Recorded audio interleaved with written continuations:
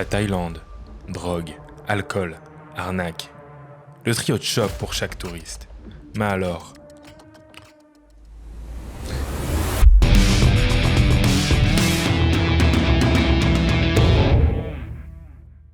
Bon, on prend pas cette intro trop au sérieux. C'est un sujet, mais pas suffisamment grave pour en parler de manière approfondie. Faut savoir que depuis la légalisation du cannabis en été 2022, vous le retrouvez à n'importe quel coin de rue en Thaïlande, je vous le garantis. L'alcool, c'est un classique. Et les arnaques, c'est le culot incarné. Mais ils nous prennent vraiment pour des cons ici. Donnons un peu de contexte. Début octobre, après la Jordanie, on arrive à Bangkok. On a prévu d'y rester 10 jours, histoire de visiter, découvrir un peu, profiter de la ville de Bangkok, quoi. Mais on décide aussi d'y rester 10 jours parce qu'on sait pas où est-ce qu'on va plus tard. Mais ça, c'est un sujet pour un petit peu plus tard. Donc, sur cette période de 10 jours, on a eu l'occasion de se faire avoir une fois. Pas de perte d'argent, mais perte de temps. Et pour vous, si vous voyagez là-bas en vacances, le temps, on le sait que c'est super important. Ouh, pas mal ça. Cette strat, c'est les tuk-tuk. Et il faut savoir qu'ils sont plutôt bien organisés. Parce que c'est pas nécessairement le mec qui va te trimballer dans toute la ville qui va t'avoir, mais son complice. On se baladait tranquillement, on avait notre programme qui était tout tracé pour la journée. Et là, il y a un mec random dans la rue, il vient nous voir, il fait « Oh, vous avez prévu quoi aujourd'hui ?» Donc on lui dit, il nous dit « Ah, faut savoir que ça c'est fermé, ça ouvre que plus tard dans la soirée, ça sert à rien que vous y allez, vous allez perdre du temps. Moi ce que je vous conseille de faire avec les horaires d'ouverture c'est ça, ça, ça. » Et il nous fait tout un programme, il fait « Et je connais un pote, il peut vous trimballer dans toute la rue, la ville. Il vous fait un bon prix, il n'y a pas de problème. » C'est encore moins cher que gratuit. Trop sympa, le mec il nous a donné des conseils, un plan, en plus il nous a rappelé le mec, et puis on est juste parti, on se laisse guider, trop bien, pas de problème. Pas de problème, ouais. Donc tout ça c'est super gentil, sauf que, de 1, il t'emmène dans un resto super cher, tu ragues bien comme il faut, hein. On parle de croque pour 8 ou 9 balles, hein, le croque. Ensuite, il te ramène dans un temple soi-disant super rare et dans lequel il est super rare de pouvoir rentrer et visiter.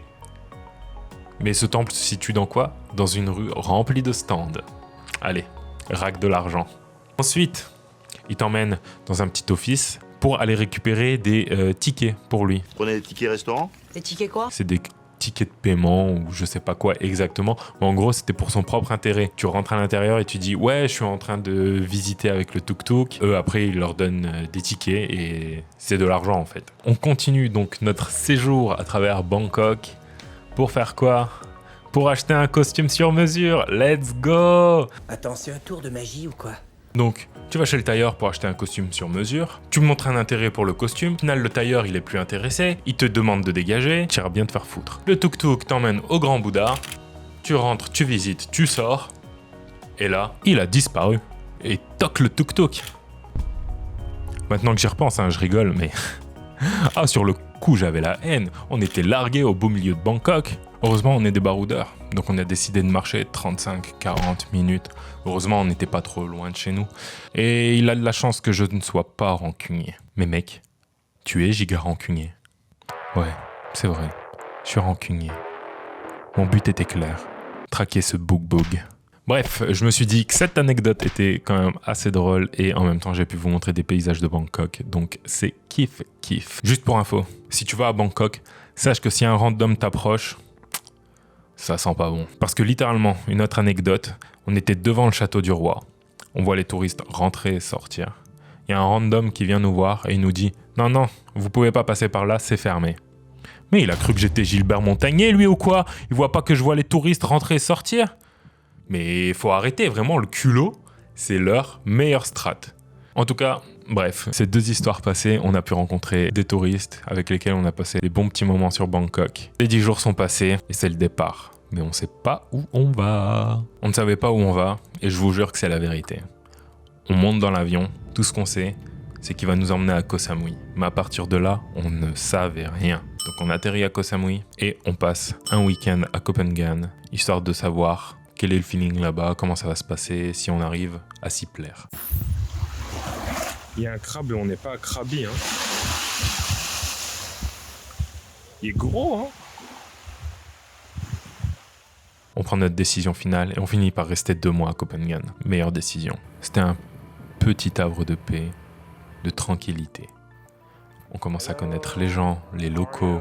On va au café, on travaille, on rejoint des amis, on va à la plage, on se détend, on explore, peu importe, que des bons moments. On a un pied à terre. C'est le meilleur sentiment qu'on puisse avoir quand on voyage, se sentir chez soi. Copenhague est aussi connu pour ses full moon, donc c'était l'occasion pour nous de faire notre première full moon. Et je peux vous dire que c'était pas du tout ce à quoi on s'attendait. Moi au début je voyais ça plus un peu comme une soirée où c'est la débauche.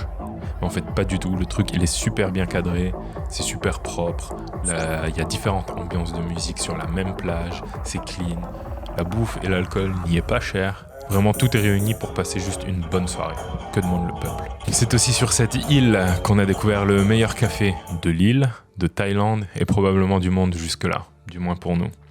Balance Café, pour lequel j'ai même pu travailler et shooter un peu. C'était vraiment notre spot pour aller se poser, boire un café, prendre un petit déj, rejoindre nos amis.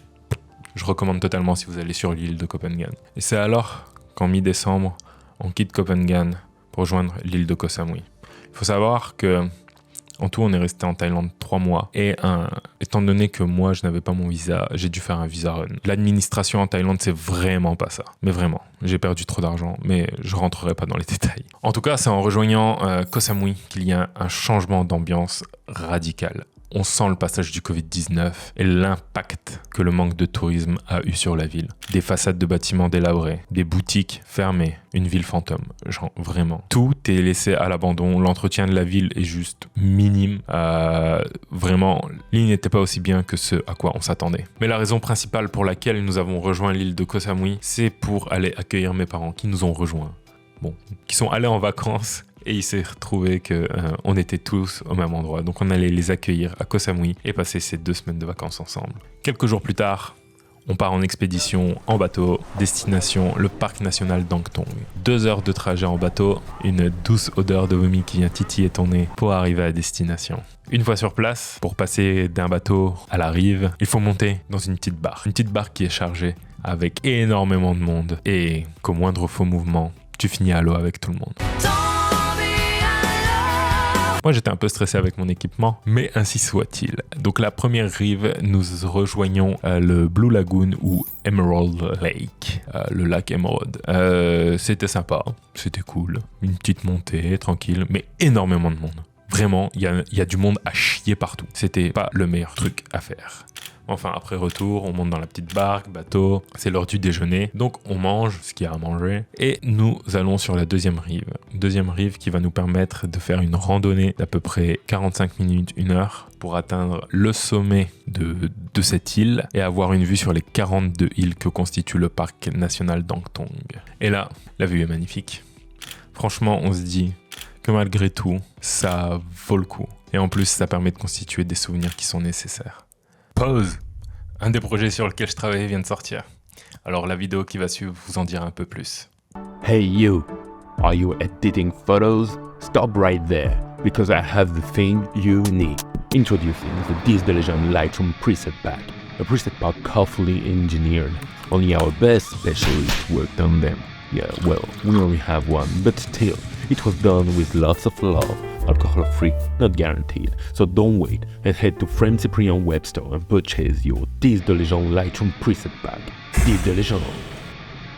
Et le tout pour seulement 10 €. 9,99 €. Et vous pouvez l'utiliser sur votre téléphone et sur votre ordinateur. N'attendez plus. Allez vous procurer les 10 de légende et créer des photos que vous n'oublierez jamais. 10 de légende. Lien disponible en description. Bien, après cet interlude commercial, retour à la vidéo. Koh Tao. Encore une expédition en bateau. L'île où nous avons passé Noël. Première fois que je passe un Noël au soleil. Première fois que je remplace la neige et le froid par le sable et le chaud. Donc Koh Tao est une île très chaleureuse sur laquelle on a pu passer 4 jours et juste déconnecter réellement de nos tafs respectifs et juste passer des bons moments avec ma famille. Fêter Noël, dîner de Noël, chanter, danser sur la plage, snorkeling, piscine. Juste vraiment kiffer la vie sur une petite île. Après Koh Tao, nous sommes rentrés sur Koh Samui 2 jours. Et finalement, on est parti sur Bangkok pour fêter le nouvel an où nous avons rejoint mes parents, Sarah, Marianne, que nous avons rencontré en Jordanie, puis ensuite retrouvé à Copenhague et maintenant à Bangkok pour fêter le nouvel an ensemble. Le feu d'artifice retentit. La soirée se prolonge, ça y est, on est en 2023. L'année finit sur une note positive. On dit au revoir à la famille, on prépare nos valises et on part pour ce qui sera notre prochaine aventure. Ça y est, c'est la fin de cette vidéo. J'espère qu'elle vous a plu. N'hésitez pas à vous abonner et à la liker. On se retrouve dans la prochaine vidéo où on va parler du Vietnam et peut-être d'Hong Kong. On verra comment ça se déroule. Mais c'était un plaisir. N'hésitez pas à me dire ce que vous en pensez en commentaire et à la prochaine. Live to the fullest.